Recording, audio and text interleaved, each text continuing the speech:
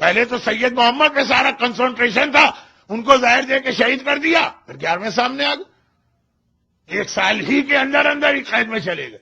کہا کوئی اولاد تو نہیں ہے؟ کہا نہیں اولاد کوئی نہیں، سیٹسفائی ہو گئے، کہا ان کو جیل میں ڈال دو۔ اب ہم 12ویں کو روکیں گے، ایک ہی طریقہ ہے کہ جیل میں چلے جائیں، اولاد تو ہے نہیں ان کے پاس،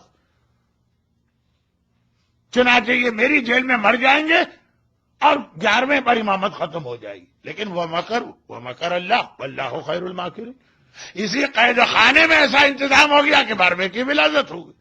جیسے ہی عباسی خلیفہ کو پتا چلا، اسے اس دن نہیں پتا چلا، اسے 1 ہفتے بعد پتا نہیں چلا، اسے 1 سال بعد بھی پتا نہیں چلا، 11ویں نے اپنی بیوی نرجس اور اپنے بیٹے 12ویں امام کو زمین کے نیچے اس انڈر گراؤنڈ قید خانے تہ خانے یا سرداب میں رکھا جو آج بھی سامرا میں موجود، اور وہاں کسی کو نہیں جانے دیتے۔ ایک سیقل نام غلام جاتا ہے، ایک کنیز جاتی ہے بس، اور یہ جناب حکیمہ خاتون۔ 5 سال لگے یہ خبر سامنے آنے میں۔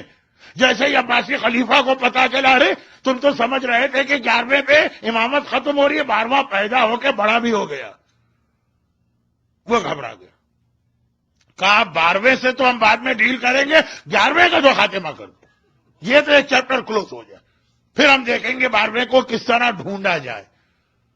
یہ تاریخ میں ہر ہفتے عباسی خلیفہ کی CID 11ویں امام کے گھر پہ چھاپا مارتی، ریڈ ہوتا، گھر کے تمام افراد کو بائی فیس دیکھا جاتا یہ کون، جینٹس کے لیے جینٹس آتے، لیڈیز کے لیے لیڈیز آتی، اور جو لیڈیز CID آتی ان کے ساتھ لیڈی ڈاکٹرز آتی ہیں جو ایک ایک خاتون کا میڈیکل چیک اپ کرتے ہیں، یہ پریگننٹ تو نہیں۔ یہ پوری تاریخ ہے جس کے پڑھنے کا وقت نہیں ملتا ہے، اور آج تو وقت اور کم ہو گیا۔ لیکن خلاصہ یہ کہ جب پتا چلا کہ ولادت بھی ہو گئی، 5 سال کے بھی ہو گئے، لیکن باوجود یہ کہ مسلسل ہماری فوج کے ریڈ ہوتے رہے، وہ کبھی بھی پتہ ہی نہیں چلا کہاں پہ۔ خالی ریڈ نہیں، خلیفہ کے غلام اور کنیز جو جاسوس ہیں وہ امام کے گھر میں 24 گھنٹے رہتے ہیں۔ غلاموں میں جاسوس اسپائی غلام بھیجے گئے، کنیزوں میں اسپائی کنیز بھیجی گئی۔ عباسی خلیفہ نے کہا کہ 12ویں کو اتنا چھپا کے رکھا ہے 11ویں نے کہ ریڈ ہوتے ہیں تو پتہ نہیں چلتا، کوئی ایکسس نہیں ملتا، اسپائی کنیز گھر میں موجود ہے اس کو پتہ نہیں چل پا رہا، کیونکہ گھر کی کسی خاتون کو بھی نہیں بتایا گیا، صرف ایک حکیمہ خاتون کو معلوم۔ تو جیسے ہی پتہ چلا کہ یہ تو کنفرم ہے کہ ولادت ہو چکی ہے، تو کہا 11ویں کا تو خاتمہ کرو، کہ 12واں سامنے تھا ہی نہیں، پھر اس کو ڈھونڈیں گے آرام سے، کم از کم 2 میں سے ایک امام دنیا سے چلا جائے۔ اور یہ سازش اس ماہ ربیع الاول 260 میں بنائی گئی۔ امام آلریڈی قید خانے میں ہی ہیں، آزاد نہیں ہیں، لیکن کہا کہ قید خانے میں ان کا خاتمہ کر دو، جس پرپز سے ہم نے رکھا تھا وہ پرپز ہی فیل ہو گیا، کہ نہ ان کی اولاد ہوگی نہ 12واں پیدا ہوگا، تو پیدا ہو گئے۔ اگر 12ویں مل جاتے فوراً تو 11ویں کو شاید وہ شہید بھی نہیں کرتے، کہ اصل ٹارگٹ 12واں تھا، تو 12ویں تو مل کے نہیں دے رہے۔ چنانچہ 11ویں کو شہید کیا گیا، اور اس شہادت کا ایک مقصد یہ تھا کہ کوئی بھی جوان اور غیرت مند بیٹا اپنے باپ کی میت کو دیکھ کر تو اپنے آپ کو نہیں چھپا سکے۔ دیکھیے ون آف دا پرپز یہ بھی ہے کہ اس میت کو دیکھ کر ایک مرتبہ 12واں غیبت سے نکل کے آ جائے۔ کوئی غیرت مند بیٹا یہ برداشت نہیں کر سکتا، چاہے وہ امام ہی کیوں نہ ہو۔ چنانچہ کربلا میں بھی ہم نے سنا جب حسین نے کہا حل من ناصر ینصرنا، بیمار سجاد غشی کے عالم میں ایک دم اٹھے، تلوار لے کے باہر نکلے، حسین نے آواز دی زینب سجاد کو روک لینا۔ اور یہاں بھی یہ سنا کہ 11واں امام جب پردہ غیبت اس قید میں تھا اور زہر دیا گیا، 12واں تڑپ کے باہر آ گیا تھا، جو اس طرح سے اپنی غیبت میں تھا، اپنے آپ کو 5 سال سے چھپا کے رکھا، تڑپ کے باہر آیا، 11ویں نے واپس بھیجا، بیٹا جاؤ پردہ غیبت میں چلے جاؤ۔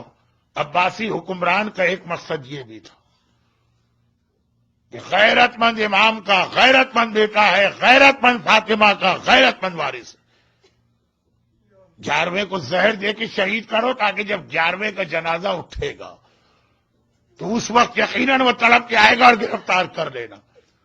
اور عزاداروں، 12ویں کی گرفتاری کے لیے ماہ ربیع الاول کی شروع تاریخ میں 11ویں کو زہر دیا گیا۔ امام حسن کو 2 ہی حسن ہیں ہمارے پاس، یا حسن مجتبی یا حسن عسکری۔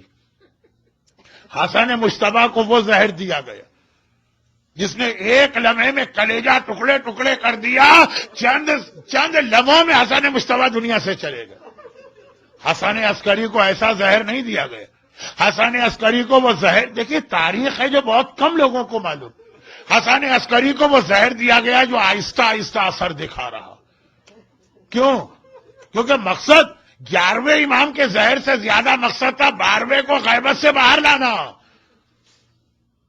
باپ بیمار ہے، بستر پہ گر گیا، بیٹا حالت دیکھ رہا ہے، روز بروز حالت خراب ہوتی جا رہی ہے، کتنا ہی صابر بیٹا ہوگا، 2 دن گزریں گے دیکھے گا میرے بابا کی حالت اور خراب ہوئی، صبر کر کے بیٹھا ہے، 4 دن گزریں گے دیکھے گا میرے بابا کی حالت اور خراب ہوئی، ایک وقت آئے گا جب اپنے بابا کو اس حالت میں دیکھے گا کہ تڑپ کے باہر آ جائے گا۔ زہر بھی ایسا دیا گیا، لیکن قید میں ہیں۔ کیا مطلب؟ زہر دیا گیا، علاج ممکن نہیں ہے۔ علی کے سر پہ ابن ملجم نے ضربت لگائی مگر علی قید میں نہیں تھے تو علاج تو ہوا نا 3 دن۔ ہائے میرا 11واں حسن عسکری، کتنا معصوم، کتنا مظلوم، کتنی مصیبتیں، کتنے امتحان دیے، زہر ایسا دیا جا رہا کہ اچانک موت نہ ہونے پائے، آہستہ آہستہ بدن کٹتا چلا جائے۔ کچھ چیزیں بیان کرنے سے نہیں واضح ہوتی ہے، سوچنے سے واضح ہوتی ہے۔ اور ساتھ میں علاج ممکن نہیں ہے کیونکہ ظالم کی قید میں ہے۔ میرا 11واں امام 5 ربیع الاول کی تاریخ کو اتنا کمزور ہو گیا کہ بستر سے اٹھنے کی طاقت نہ رہی، اپنی نماز بستر پہ بیٹھ کے پڑھی۔ بہت آرام سے آپ نے سن لیا۔ اہل بیت کے گھرانے میں بستر پہ بیٹھ کے نماز پڑھنا قیامت کے برابر۔ زینب کبریٰ نے زندان شام میں سنت نماز بیٹھ کے پڑھی ہے تو سجاد کو یقین نہیں آ رہا، جبکہ 11واں تو بہرحال امام ہے اور واجب نماز بستر پہ بیٹھ کے پڑھ رہا۔ فاطمہ زہرا تک کی یہ حالت تھی کہ جب نماز کا وقت آتا تھا اگرچہ بستر سے اٹھنے کی طاقت نہیں لیکن بستر پہ اٹھتی تھی، ہاں ایک ہاتھ دیوار پہ رکھتی تھی، دوسرے ہاتھ سے ٹوٹی ہوئی پسلیوں کو سنبھالتی تھی، ٹوٹی ہوئی پسلیوں کو سنبھال کے رسول کی بیٹی فاطمہ مصلی پہ جا کے نماز پوری پڑھتی۔ مگر ہائے میرا 11واں امام اتنا کمزور ہے کہ اگر آپ اسے توہین نہ سمجھیں تو زینب کبریٰ اور فاطمہ زہرا کے مسائل سے بڑی مصیبت 11ویں امام پہ ہی گزر گئی کہ بستر پہ کھڑے ہونے کی طاقت نہ رہی۔ لیکن یہ 5 ربیع الاول کی حالت تھی۔ جب 7 ربیع الاول آئی اب بستر پر بیٹھ کے بھی نماز نہیں پڑھی جا سکتی، اب نماز لیٹ کے پڑھی جائے گی۔ اور آج کی رات ختم ہوئی، فجر کا وقت آیا، بستر پہ لیٹے لیٹے امام نے نماز پڑھی اور اس کے بعد ایک مرتبہ کہا، اے میرے غلام سیکل میں بہت پیاسا ہوں، ذرا پانی لے کے آ جا۔ غلام پانی لایا۔ میرا 11واں امام پیاس کی فریاد کر رہا ہے۔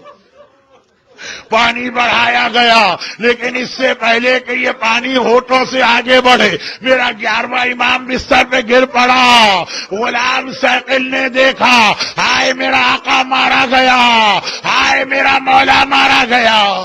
اور کیوں نہ ہو، حسین کا وارث وہ پوتا ہے، اگر حسین پیاسے گئے، اگر عباس پیاسے گئے، اگر اکبر پیاسے گئے، حسن عسکری بھی اس دنیا سے پیاسے جائیں گے۔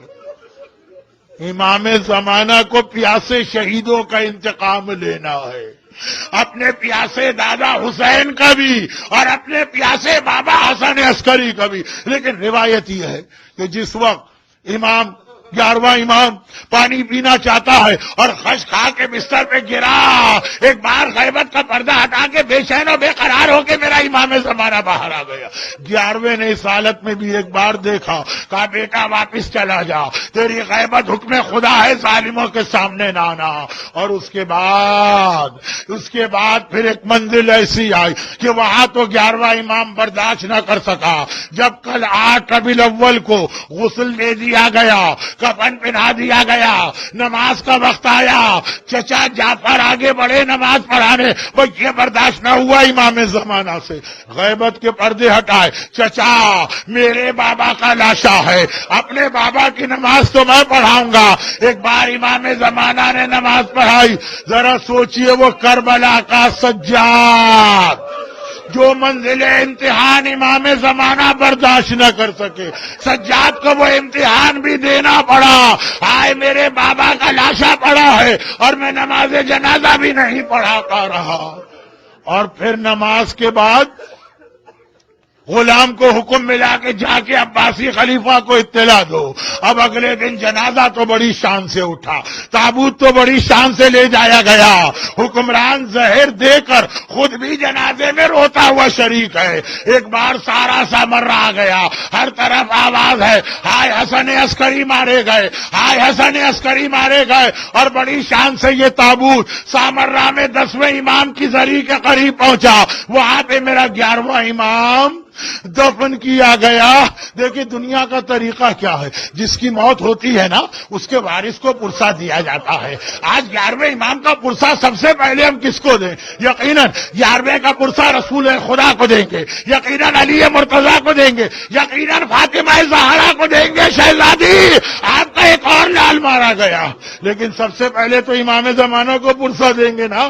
اے میرے زمانے کے امام، آپ 5 سال کے ہیں اور آپ یتیم ہو گئے، آپ کا بابا مارا گیا، مگر آپ کی یتیمی اپنے ساتھ تماچے تو نہیں لائی نا۔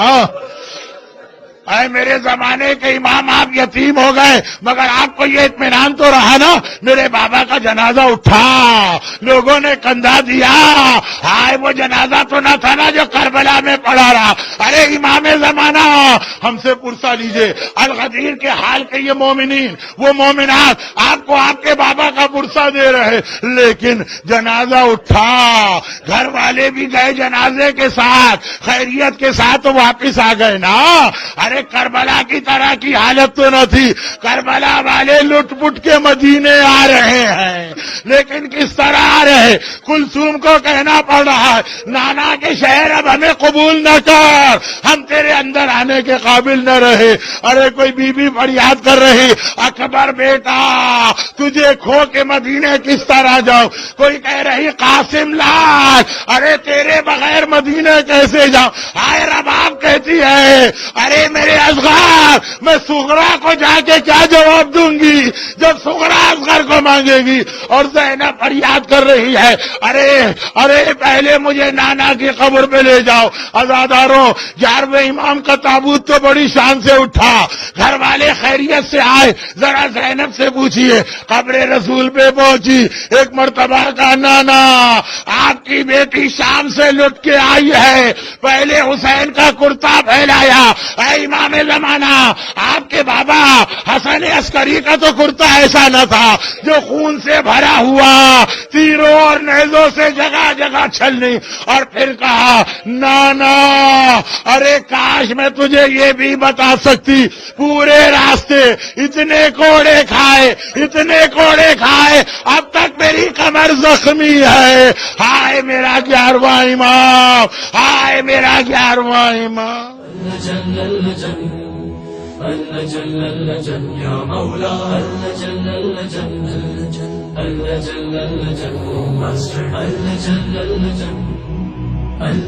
یا صاحب الزمان